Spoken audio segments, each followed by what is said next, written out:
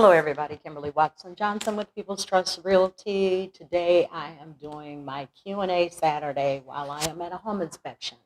So if you hear some weird noises in the background, it's because we're in home inspected for my buyers. So let's go ahead and look at the questions we have and see what we are going to learn today. So our first question is from John Schaefer. My brother bought a lot back in 2016, and was supposed to have their dream house built on the property, but sadly his fiance died a year after. Oh, I'm very sorry to hear that. Mm. He bought a manufactured home since. He doesn't know what to do with the property yet at the time, but he's been deployed to another state, so he wants to see if he can sell the property. But some people say that he won't be able to sell it because of the manufactured home. Can you advise? Well, yes, he can sell the property. A manufactured home does not stop a property from being sold. It is sold almost the same as just a regular single family residence. Only thing is it's a manufactured home, and there will be a few extra inspections that will be needed with that particular property. The age of the property is going to play an important part in regards to allowing financing on it. So yes, manufactured homes, mobile homes can be financed. So that property can be purchased with the mobile home on it. And it pretty much FHA and conventional, you have those options. So if he's interested in selling it, just have him give me a call and we can just go over the particulars. You know the number, 727-946-6949. On to the next. Our next question, it says, hello, and this is from Mackenzie Chang. Hello, I've spoken with some real estate agents from Tampa, and they keep on referring me to credit repair specialists. I have a 620 credit score, so I'm not sure why. My question is, do you guys get a commission as well when you refer clients to a credit repair folks? And is a 620 not good for anything nowadays? Thanks. Okay, first of all, if they are getting some type of incentive to refer to a credit repair specialist, that is illegal. We are not allowed to get any incentives from anyone for referring them. You know, only thing we can get an incentive or something for is if I refer to another real estate agent, because we're licensed to license referral. So that's neither here nor there. Now, let's talk about your 620 credit score. I'm not sure what exactly you're trying to do. Can you use a 620 to get financing? Yes, there's FHA financing out there. There's VA financing out there. Now, do remember, the lower the credit scores, the higher your interest rate is going to tend to be. But there are plenty of lenders out there that I work with that will finance down to a 580. Now, if you're trying to get down payment assistance, that's a totally different animal. Some down payment assistance requires you to have a 640 credit score at the minimum. So it's going to depend exactly what you're doing. If you have your money for your down payment and you're just trying to do a straight purchase with FHA, or like there is even some conventionals out there now that I think about it that'll go lower. But once again, the interest rate will be slightly higher. Give me a call, 727-946-6949. And there's quite a few lenders that I can refer you to that actually do go down to a 580. Okay, so we're going to move on to Sydney Sanderson. So Sydney says, hi, my grandfather's living in a nursing home, but he's more than happy to co-sign on a house loan for me. Do you think that's allowed? And what are the requirements for him to qualify as a co-signer for me?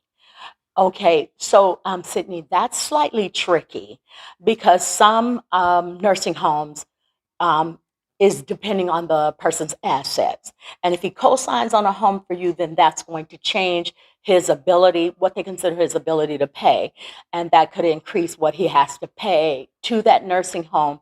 Or they can, in some circumstances, say, hey, you have a home, You can't afford to pay this, so you need to go live in your home. So that would be something that I would really, really investigate with that particular nursing home, what their requirements are, before I would allow my grandfather to co-sign for me. After that, if everything is okay and they're not going to review that as his assets and allow it to affect his current living situation, then as far as him being a co-signer, it is the same requirements that you would have to have. They're going to look at his income, they're going to look at his credit, and they're going to look at his debt. So it's all the same. It's just more or less what is he able to do with his current living situation, because you don't want to create any issues for where your grandfather's living. Okay. So, Sydney, I hope that one helped you. I hope that answer helped you. If not, reach out to me or Chi and I can clarify a little bit more. All right. So, Savannah Davis wants to know what happens during the showing of a house for sale. Do we get to put in an offer right then and there if we like the house? Okay, well, Savannah, what happens during the showing is that basically you're going to go to the property to view it and see if it's a home that fits your needs and you feel like that's a good fit for you. Then after that, yes, you are able to put an offer in. Now, lately, some real estate agents or sellers are asking that we leave the property on the market a few days because homes are going so quickly. They want to give everybody an opportunity to view the home that's interested. So, can you put an offer in right then and there? Yes, you can. I would recommend that if you're working with the realtor, you guys step outside. Step outside. I got a call coming in, so we're going to decline that. So, what I would recommend you and your current realtor step outside and discuss the terms, not inside the house, because people listening, they know you love the house. Now the price goes up because they want you, because they know you love it. So, don't talk about it inside. Go outside, and then you and your realtor discuss what it is going to be good for you. Okay. So next, Mr. and Mrs. Kavanaugh. Hello, Kim and Chi. What are the pros and cons of selling homes by owner, except for saving on the commission? We are thinking of selling our house and moving to Georgia where our daughters are so we can be closer to them. So we were weighing our options. Any ideas would help. Thank you so much. All right, Mr. and Mrs. Kavanaugh. Of course, selling it by yourself, you do save on the commission. That is truly one of the pros, and a lot of people use that to sell a home without a real estate agent. Sorry to say there are more cons selling alone than there are pros. Okay, so when you're selling the home alone, you do realize that number one, you're going to have to show people the home, which means you have to maintain the phone call, set up all the showing appointments, do all the scheduling for that. Um, you may find out that you're showing your home to unqualified buyers because you don't know if the person has been pre-approved for financing. Okay. Um, the viewings, showings, viewings, um, people coming in and out of your home, and the contract itself. It's a legal contract. There are certain aspects that you want to make sure are covered so you are protected as the seller against any issues that may arise. Now, when you're selling it by yourself, I do recommend that you reach out. I do have a book that can help you that's called Selling Secrets that you definitely would like to know. If you like, reach out to Chi and we will send you that book that can kind of help you out in regards to knowing that. It does give you ideas. If you are very adamant, this book is not about telling you not to use a realtor. What this book is about is that if you choose to make the decision to sell on your own, it is going to try to give you ways to sell the home for the most money. Okay, so that is what that option is. I don't recommend it because, of course, I am a realtor and I would love to sell your home for you, but also knowledge is key, and I believe on educating people. All right, so hopefully that helps you out, Mr. and Mrs. Kavanaugh. And like I said, if you'd like a copy of that book, please reach out to me or Chi. You can also give me a call directly for questions at 727-946-6949. That number again is 727-946-6949. All right, we're making it through. We're just working on through these things, aren't we? And next, Hey Kim, what happens if a house for sale never sells? Do they decrease the selling price or get banned from selling again because the property may have some issues? Just curious. Lee Herbie. Okay, Lee. There is no such thing as banning a house from sale. I like that one though. There are some people out there that we would want to ban them from selling their house, but that's not the case here. Okay, so basically if a home never sells, then there are a few things out there why it's never selling. It's not selling, not never. Let's just say not selling. It could be priced incorrectly. If a home is overpriced, even in this market, if a home is way overpriced, then it's going to sit there. Okay. Marketing. Where is this home being marketed? Where is this home being shown? How do people know this home is out there for sale? If the only thing is a sign in the yard, it could be no one knows it's out there. So that could also be an issue.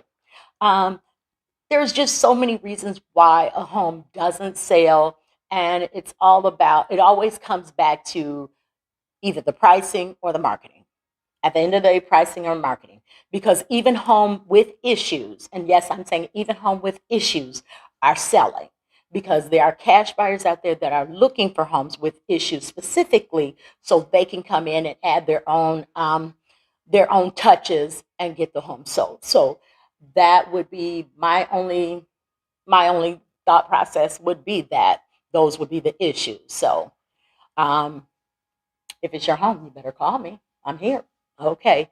Next, this is going to be our last question, and it's by Lila Griffin. It says, "Hello, Kimberly and team. What if a house for sale needs work? Is the seller going to chip in on the cost of repairs, etc.?" Okay, so I think I understand. What if the house for sale needs some work? Will the seller be chipping in on the cost of repairs? Well, the cost of repairs that are going to be needed if a home needs work is going to be a negotiated item. Um, if the seller knows that the home is requiring repairs prior to putting it on the market, the real estate agent may, or if they're not using a real estate agent, they may want to think about addressing those repairs right off the bat. So that way you don't have to worry about a buyer coming back and having issues with whether it's financing, homeowners insurance, or whatever with your home. So you also want to put your best foot forward so you can maximize the price of your home. Okay, next thing, the seller chipping in for repairs. If you are under contract on the home and you find out there are some repairs that are needed, your real estate agent will probably need to negotiate with the seller's agent in regards to trying to see if we can get those repairs taken care of. Now, I do tell a lot of my clients that all pre-owned homes are going to have some type of things, even if they're just deferred maintenance. There are going to be things that are going to need to be addressed. However, it's the major things and the things that pose a safety hazard that you do want to concern yourself with in regards to trying to get those resolved with the seller.